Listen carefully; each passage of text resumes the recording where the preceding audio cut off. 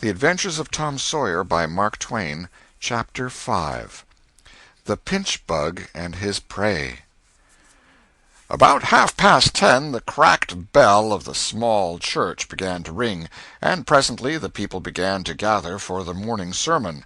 The Sunday-school children distributed themselves about the house and occupied pews with their parents so as to be under supervision. Aunt Polly came, and Tom and Sid and Mary sat with her, Tom being placed next to the aisle, in order that he might be as far away from the open window and the seductive outside summer scenes as possible. The crowd filed up the aisles, the aged and needy postmaster, who had seen better days, the mayor and his wife, for they had a mayor there among other unnecessaries, the justice of the peace, the widow Douglas, fair, smart, and 40, a generous, good-hearted soul, and well-to-do, her hill mansion the only palace in the town, and the most hospitable and much the most lavish in the matter of festivities that St. Petersburg could boast, the bent and venerable Major and Mrs. Ward, Lawyer Riverson, the new notable from a distance, next the belle of the village, followed by a troop of lawn-clad and ribbon-decked young heartbreakers, then all the young clerks in town in a body, for they had stood in the vestibule sucking their cane-heads, a circling wall of oiled and simpering admirers, till the last girl had run their gauntlet. And last of all came the model boy, Willie Mufferson, taking as heedful care of his mother as if she were cut glass. He always brought his mother to church, and was the pride of all the matrons. The boys all hated him, he was no good. And besides, he had been thrown up to them so much. His white handkerchief was hanging out of his pocket behind, as usual on Sundays, accidentally. Tom had no handkerchief, and he looked upon boys who had as snobs. The congregation being fully assembled now, the bell rang once more, to warn laggards and stragglers, and then a solemn hush fell upon the church, which was only broken by the tittering and whispering of the choir in the gallery. The choir always tittered and whispered all through service. There was once a church choir that was not ill-bred, but I have forgotten where it was now. It was a great many years ago, and I can scarcely remember anything about it, but I think it was in some foreign country. The minister gave out the hymn, and read it through with a relish in a peculiar style which was much admired in that part of the country. His voice began on a medium key, and climbed steadily up till it reached a certain point, where it bore with strong emphasis upon the topmost word, and then plunged down as if from a springboard. Shall I be carried to the skies on flowery beds of ease, whilst others fight to win the prize and sail through bloody seas? He was regarded as a wonderful reader. At church sociables he was always called upon to read poetry, and when he was through, the ladies would lift up their hands and let them fall helplessly in their laps, and wall their eyes and shake their heads, as much as to say, "Words cannot express it. It is too beautiful for this mortal earth." After the hymn had been sung, the Reverend Mr. Sprague turned himself into a bulletin board, and read off notices of meetings and societies and things, till it seemed that the list would stretch out to the crack of doom, a queer custom which is still kept up in America, even in cities away here in this age of abundant newspapers. Often the less there is to justify a traditional custom, the harder it is to get rid of it. And now the minister prayed. A good, generous prayer it was, and went into details. It pleaded for the church, and the little children of the church, for the other churches of the village, for the village itself, for the county, for the state officers, for the United States, for the churches of the United States, for Congress, for the President, for the officers of the government, for poor sailors tossed by stormy seas, for the oppressed millions groaning under the heel of European monarchies and Oriental despotisms, for such as have the light and the good tidings, and yet have not eyes to see nor ears to hear withal, for the heathen in the far islands of the sea, and closed with a supplication that the words he was about to speak might find grace and favor, and be as seed sown in fertile ground, yielding in time a grateful harvest of good. Amen. There was a rustling of dresses, and the standing congregation sat down. The boy whose history this book relates did not enjoy the prayer, he only endured it, if he even did that much. He was restive all through it. He kept tally of the details of the prayer unconsciously, for he was not listening, but he knew the ground of old and the clergyman's regular route over it, and when a little trifle of new matter was interlarded, his ear detected it and his whole nature resented it. He considered additions unfair and scoundrelly. In the midst of the prayer a fly had lit on the back of the pew in front of him, and tortured his spirit by calmly rubbing its hands together, embracing its head with its arms, and polishing it so vigorously that it seemed to almost part company with the body, and the slender thread of a neck was exposed to view. Scraping its wings with its hind legs, and smoothing them to its body as if they had been coat-tails, going through its whole toilet as tranquilly as if it knew it was perfectly safe, as indeed it was, for as sorely as Tom's hands itched to grab for it, they did not dare. He believed his soul would be instantly destroyed if he did such a thing while the prayer was going on. But with the closing sentence his hand began to curve and steal forward, and the instant the Amen was out, the fly was a prisoner of war. His aunt detected the act and made him let it go. The minister gave out his text and droned along monotonously through an argument that was so prosy that many a head by and by began to nod, and yet it was an argument that dealt in limitless fire and brimstone and thinned the predestined elect down to a company so small as to be hardly worth the saving. Tom counted the pages of the sermon. After church he always knew how many pages there had been, but he seldom knew anything else about the discourse.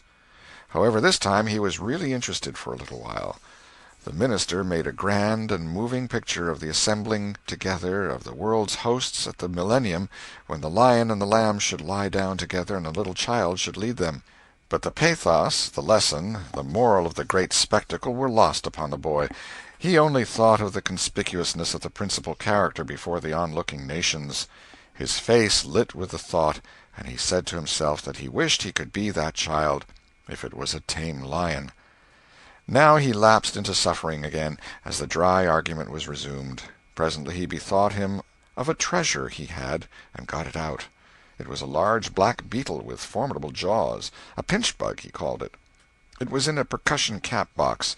The first thing the beetle did was to take him by the finger.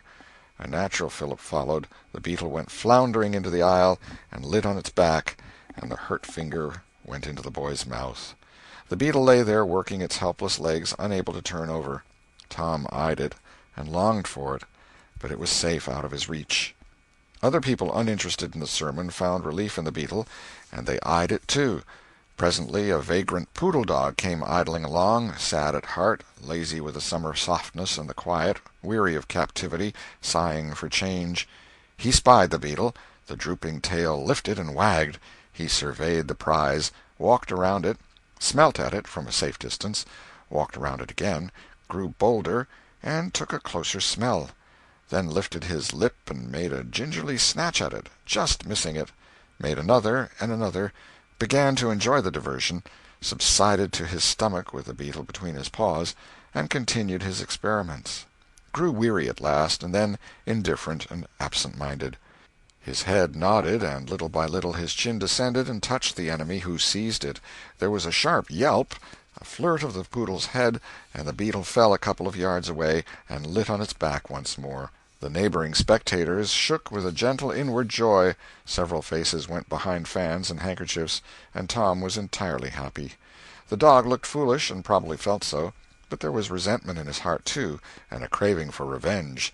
So he went to the beetle and began a wary attack on it again, jumping at it from every point of a circle, lighting with his forepaws within an inch of the creature, making even closer snatches at it with his teeth, and jerking his head till his ears flapped again. But he grew tired once more, after a while, tried to amuse himself with a fly, but found no relief, followed an ant around with his nose close to the floor, and quickly wearied of that, yawned, sighed, forgot the beetle entirely, and sat down on it. Then there was a wild yelp of agony, and the poodle went sailing up the aisle. The yelps continued, and so did the dog. He crossed the house in front of the altar. He flew down the other aisle. He crossed before the doors. He clambered up the home stretch. His anguish grew with his progress, till presently he was but a woolly comet moving in its orbit with the gleam and the speed of light. At last the frantic sufferer sheered from its course and sprang into its master's lap. He flung it out of the window, and the voice of distress quickly thinned away and died in the distance. By this time the whole church was red-faced and suffocating with suppressed laughter, and the sermon had come to a dead standstill. The discourse was resumed presently, but it went lame and halting, all possibility of impressiveness being at an end. For even the gravest sentiments were constantly being received with a smothered burst of unholy mirth, under cover of some remote pew-back, as if the poor parson had said a rarely facetious thing. It was a genuine relief to the whole congregation when the ordeal was over and the benediction pronounced. Tom Sawyer went home quite cheerful, thinking to himself that there was some satisfaction about divine service when there was a bit of variety in it. He had but one marring thought. He was willing that the dog should play with his pinchbug, but he did not think it was upright in him to carry it off. Chapter 6. Tom Meets Becky. Monday morning found Tom Sawyer miserable. Monday morning always found him so, because it began another week's slow suffering in school. He generally began that day with wishing he had had no intervening holiday. It made the going into captivity in fetters again so much more odious. Tom lay thinking. Presently it occurred to him that he wished he was sick. Then he could stay home from school. Here was a vague possibility. He canvassed his system. No ailment was found, and he investigated again. This time he thought he could detect colicky symptoms, and he began to encourage them with considerable hope. But they soon grew feeble, and presently died wholly away. He reflected further. Suddenly he discovered something. One of his upper front teeth was loose. This was lucky. He was about to begin to groan as a starter, as he called it, when it occurred to him that if he came into court with that argument, his aunt would pull it out, and that would hurt. So he thought he would hold the tooth in reserve for the present and seek further. Nothing offered for some little time, and then he remembered hearing the doctor tell about a certain thing that laid up a patient for 2 or 3 weeks and threatened to make him lose a finger. So the boy eagerly drew his sore toe from under the sheet and held it up for inspection. But now he did not know the necessary symptoms. However, it seemed well worth while to chance it, so he fell to groaning with considerable spirit. But Sid slept on unconscious. Tom groaned louder, and fancied that he began to feel pain in the toe. No result from Sid. Tom was panting with his exertions by this time. He took a rest, and then swelled himself up and fetched a succession of admirable groans. Sid snored on. Tom was aggravated. He said, "Sid! Sid!" and shook him. This course worked well, and Tom began to groan again.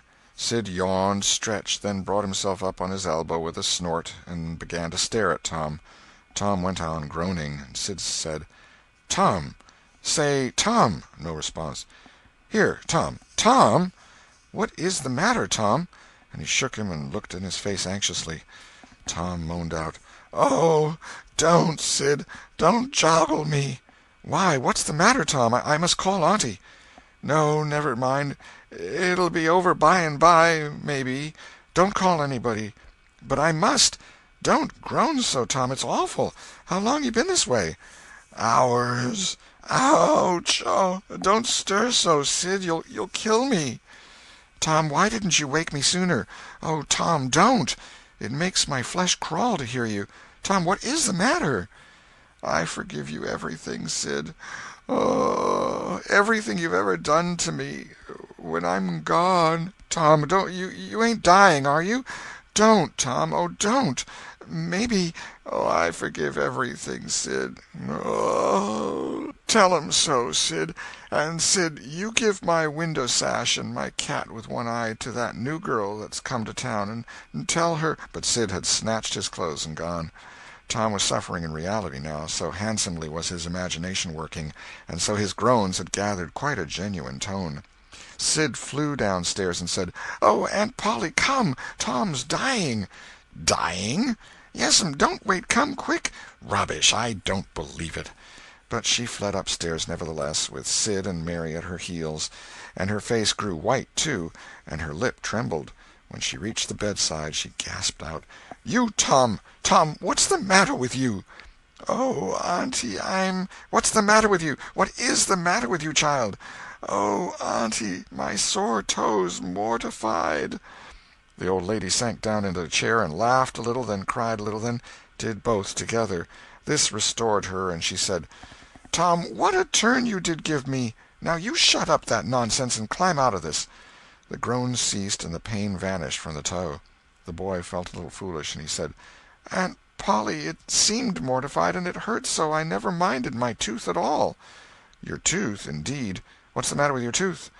"One of them's loose, and it aches perfectly awful." "There, there, now, don't begin that groaning again. Open your mouth. Well, your tooth is loose, but you're not going to die about that. Mary, get me a silk thread and a chunk of fire out of the kitchen." Tom said, "Oh, please, auntie, don't pull it out. It don't hurt any more. I wish I may never stir if it does. Please don't, auntie. I don't want to stay home from school." "Oh, you don't you? So all this row was because you thought you'd get to stay home from school and go a-fishing. Tom, Tom, I love you so, and you seem to try every way you can to break my old heart with your outrageousness." By this time the dental instruments were ready. The old lady made one end of the silk thread fast to Tom's tooth with a loop and tied the other to the bedpost. Then she seized the chunk of fire and suddenly thrust it almost into the boy's face. The tooth hung dangling by the bedpost now. But all trials bring their compensations. As Tom wended to school after breakfast, he was the envy of every boy he met because the gap in his upper row of teeth enabled him to expectorate in a new and admirable way. He gathered quite a following of lads interested in the exhibition, and one that had cut his finger and had been a center of fascination and homage up to this time, now found himself suddenly without an adherent, and shorn of his glory. His heart was heavy, and he said with a disdain which he did not feel that it wasn't anything to spit like Tom Sawyer, but another boy said, "Sour grapes," and he wandered away a dismantled hero. Shortly Tom came upon the juvenile pariah of the village, Huckleberry Finn, son of the town drunkard. Huckleberry was cordially hated and dreaded by all the mothers of the town, because he was idle and lawless and vulgar and bad, and because all their children admired him so, and delighted in his forbidden society, and wished they dared to be like him. Tom was like the rest of the respectable boys in that he envied Huckleberry his gaudy, outcast condition, and was under strict orders not to play with him. So he played with him every time he got a chance. Huckleberry was always dressed in the cast-off clothes of full-grown men, and they were in perennial bloom and fluttering with rags. His hat was a vast ruin with a wide crescent lopped out of its brim. His coat, when he wore one, hung nearly to his heels, and had the rearward buttons far down the back, but one suspender supported his trousers. The seat of the trousers bagged low and contained nothing. The fringed legs dragged in the dirt when not rolled up. Huckleberry came and went at his own free will. He slept on doorsteps in fine weather and in empty hogsheads in wet. He did not have to go to school or to church, or call any being master or obey anybody. He could go fishing or swimming when and where he chose, and stay as long as it suited him. Nobody forbade him to fight. He could sit up as late as he pleased. He was always the first boy that went barefoot in the spring, and the last to resume leather in the fall. He never had to wash, nor put on clean clothes. He could swear wonderfully. In a word, everything that goes to make life precious, that boy had. So thought every harassed, hampered, respectable boy in St. Petersburg. Tom hailed the romantic outcast. "Hello, Huckleberry." "Hello yourself, and see how you like it." "What's that you got?" "Dead cat." "Let me see him, Huck. My, he's pretty stiff. Where'd you get him?" "Bought him off'n a boy." "What'd you give?" "I give a blue ticket and a bladder that I got at the slaughterhouse." "Where'd you get the blue ticket?" "Bought it off'n Ben Rogers 2 weeks ago for a hoopstick." "Say, what is dead cats good for, Huck?" "Good for? Cure warts with." "No, is that so? I know something that's better." "I bet you don't. What is it?" "Why, spunk water." "Spunk water? I wouldn't give a dern for spunk water." "You wouldn't you? Did you ever try it?" "No, I hain't." "But Bob Tanner did." "Who told you so?" "Why, he told Jeff Thatcher, and Jeff told Johnny Baker, and Johnny told Jim Hollis, and Jim told Ben Rogers, and Ben told a nigger, and the nigger told me. There now." "Well, what of it? They'll all lie. Leastwise, all but the nigger. I don't know him. But I never see a nigger that wouldn't lie." "Shucks! Now you tell me how Bob Tanner done it, Huck." "Why, he took and dipped his hand in a rotten stump where the rain-water was." "In the daytime?" "Certainly." "With his face to the stump?" "Yes. Least I reckon so." "Did he say anything?" "I don't reckon he did. I don't know." "Aha! Talk about trying to cure warts with spunk water such a blame fool way as that. Why, that ain't a-going to do any good. You got to go all by yourself to the middle of the woods where you know there's a spunk water stump, and just as it's midnight you back up against the stump and jam your hand in and say, 'Barleycorn, Injun meal shorts, spunk water, swaller these warts,' and then walk away quick 11 steps, with your eyes shut, and then turn around 3 times and walk home without speaking to anybody, because if you speak the charm's busted." "Well, that sounds like a good way, but that ain't the way Bob Tanner done." "No, sir, you can bet he didn't, because he's the wartiest boy in this town, and he wouldn't have a wart on him if he'd known how to work spunk water. I've took thousands of warts off my hands that way, Huck.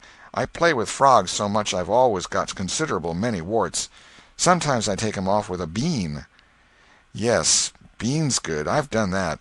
"Have you? What's your way?" "You take and split the bean and cut the wart so as to get some blood, and then you put the blood on one piece of the bean and take and dig a hole and bury it, about midnight at the crossroads in the dark of the moon, and then you burn up the rest of the bean. You see, that piece that's got the blood on it will keep drawing and drawing, trying to fetch the other piece to it, and so that helps the blood to draw the wart, and pretty soon off she comes." "Yes, that's it, Huck, that's it. Though when you're burying it, if you say, 'Down bean, off wart, come no more to bother me,' it's better. That's the way Joe Harper does, and he's been nearly to Coonville and most everywheres. But say, how do you cure 'em with dead cats?" "Why, you take your cat and go and get in the graveyard long about midnight when somebody that was wicked has been buried. And when it's midnight a devil will come, or maybe 2 or 3, but you can't see 'em. You can only hear something like the wind, or maybe hear 'em talk. And when they're taking that feller away, you heave your cat after 'em and say, 'Devil follow corpse, cat follow devil, warts follow cat, I'm done with you.' And that'll fetch any wart." "Sounds right. Did you ever try it, Huck?" "No, but old Mother Hopkins told me." "Well, I reckon it's so, then, because they say she's a witch." "Say! Why, Tom, I know she is. She witched Pap. Pap says so his own self. He come along one day and he see she was a-witching him, so he took up a rock, and if she hadn't dodged he'd a got her. Well, that very night he rolled off in the shed where he was a-laying drunk and broke his arm." "Why, that's awful. How did he know she was a-witching him?" "Lord, Pap can tell easy. Pap says when they keep looking at you right stiddy they're a-witching you, specially if they mumble. 'Cause when they mumble they're saying the Lord's Prayer backwards. Say, Hucky, when you going to try the cat?" "To-night. I reckon they'll come after old Hoss Williams to-night." "But they buried him Saturday. Didn't they get him Saturday night?" "Why, how you talk! How could their charms work till midnight, and then it's Sunday? Devils don't slosh around much of a Sunday, I don't reckon." "I never thought of that. That's so. Let me go with you." "Of course, if you ain't afeard." "Afeard? 'Tain't likely. Will you meow?" "Yes, and you meow back, if you get a chance. Last time you kept me a-meowing around till old Hayes went to throwing rocks at me and says, 'Darn that cat,' and so I hove a brick through his window. But don't you tell." "I won't. I couldn't meow that night because Auntie was watching me, but I'll meow this time. Say, what's that?" "Nothing but a tick." "Where'd you get him?" "Out in the woods." "What'll you take for him?" "I don't know. I don't want to sell him." "All right. It's a mighty small tick, anyway." "Oh, anybody can run a tick down that don't belong to them. I'm satisfied with it. It's a good enough tick for me." "Sho! There's ticks a-plenty. I could have 1,000 of 'em if I wanted to." "Well, why don't you?" "Because you know mighty well you can't. This is a pretty early tick, I reckon. It's the first one I've seen this year." "Say, Huck, I'll give you my tooth for him." "Let's see it." Tom got out a bit of paper and carefully unrolled it. Huckleberry viewed it wistfully. The temptation was very strong. At last he said, "Is it genuine?" Tom lifted his lip and showed the vacancy. "Well, all right," said Huckleberry. "It's a trade." Tom enclosed the tick in the percussion cap box that had lately been the pinchbug's prison, and the boys separated, each feeling wealthier than before. When Tom reached the little isolated frame schoolhouse, he strode in briskly, with the manner of one who had come with all honest speed. He hung his hat on a peg and flung himself into his seat with businesslike alacrity. The master, throned on high in his great splint-bottom arm-chair, was dozing, lulled by the drowsy hum of study. The interruption roused him. "Thomas Sawyer?" Tom knew that when his name was pronounced in full it meant trouble. "Sir." "Come up here. Now, sir, why are you late again, as usual?" Tom was about to take refuge in a lie when he saw two long tails of yellow hair hanging down a back that he recognized by the electric sympathy of love. And by that form was the only vacant place on the girls' side of the schoolhouse. He instantly said, "I stopped to talk with Huckleberry Finn." The master's pulse stood still, and he stared helplessly. The buzz of study ceased. The pupils wondered if this foolhardy boy had lost his mind. The master said, You did what?" "Stopped to talk with Huckleberry Finn." There was no mistaking the words. "Thomas Sawyer, this is the most astounding confession I have ever listened to. No mere ferule will answer for this offense. Take off your jacket." The master's arm performed until it was tired and the stock of switches notably diminished. Then the order followed. "Now, sir, go and sit with the girls, and let this be a warning to you." The titter that rippled around the room appeared to abash the boy, but in reality that result was caused rather more by his worshipful awe of his unknown idol, and a dread pleasure that lay in his high good fortune. He sat down upon the end of the pine bench, and the girl hitched herself away from him with a toss of her head. Nudges and winks and whispers traversed the room, but Tom sat still with his arms upon the long, low desk before him, and seemed to study his book. By and by attention ceased from him, and the accustomed school murmur rose upon the dull air once more. Presently the boy began to steal furtive glances at the girl. She observed it, made a mouth at him, and gave him the back of her head for the space of a minute. When she cautiously faced around again, a peach lay before her. She thrust it away. Tom gently put it back. She thrust it away again, but with less animosity. Tom patiently returned it to its place. Then she let it remain. Tom scrawled on his slate, "Please take it. I got more." The girl glanced at the words, but made no sign. Now the boy began to draw something on the slate, hiding his work with his left hand. For a time the girl refused to notice, but her human curiosity presently began to manifest itself by hardly perceptible signs. The boy worked on, apparently unconscious. The girl made a sort of non-committal attempt to see it, but the boy did not betray that he was aware of it. At last she gave in, and hesitatingly whispered, "Let me see it." Tom uncovered a dismal caricature of a house with two gable ends to it and a corkscrew of smoke issuing from the chimney. Then the girl's interest began to fasten itself upon the work as she forgot everything else. When it was finished she gazed a moment, then whispered, "It's nice. Make a man." The artist erected a man in the front yard that resembled a derrick. He could have stepped over the house, but the girl was not hypercritical. She was satisfied with the monster, and whispered, "It's a beautiful man. Now make me coming along." Tom drew an hourglass with a full moon and straw limbs to it, and armed the spreading fingers with a portentous fan. The girl said, "It's ever so nice. I wish I could draw." "It's easy," whispered Tom. "I'll learn you." "Oh, will you? When?" "At noon. Do you go home to dinner?" "I'll stay if you will." "Good. That's a whack. What's your name?" "Becky Thatcher." "What's yours?" "Oh, I know. It's Thomas Sawyer." "That's the name they lick me by. I'm Tom when I'm good. You can call me Tom. Will you?" Yes." Now Tom began to scrawl something on the slate, hiding the words from the girl, but she was not backward this time. She begged to see. Tom said, "Oh, it ain't anything." "Yes, it is." "No, it ain't. You don't want to see it."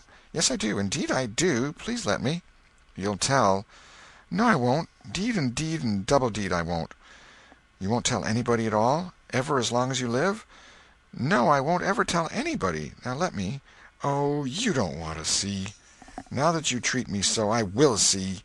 And she put her small hand upon his, and a little scuffle ensued, Tom pretending to resist in earnest, but letting his hand slip by degrees till these words were revealed: "I love you." "Oh, you bad thing!" And she hit his hand a smart rap, but reddened and looked pleased, nevertheless. Just at this juncture the boy felt a slow, fateful grip closing on his ear, and a steady lifting impulse. In that vice he was borne across the house and deposited in his own seat, under a peppering fire of giggles from the whole school. Then the master stood over him during a few awful moments, and finally moved away to his throne without saying a word. But although Tom's ear tingled, his heart was jubilant. As the school quieted down, Tom made an honest effort to study, but the turmoil within him was too great. In turn he took his place in the reading class and made a botch of it; then in the geography class, and turned lakes into mountains, mountains into rivers, and rivers into continents, till chaos was come again; then in the spelling class, and got turned down by a succession of mere baby words, till he brought up at the foot and yielded up the pewter medal which he had worn with ostentation for months. End of chapter 6.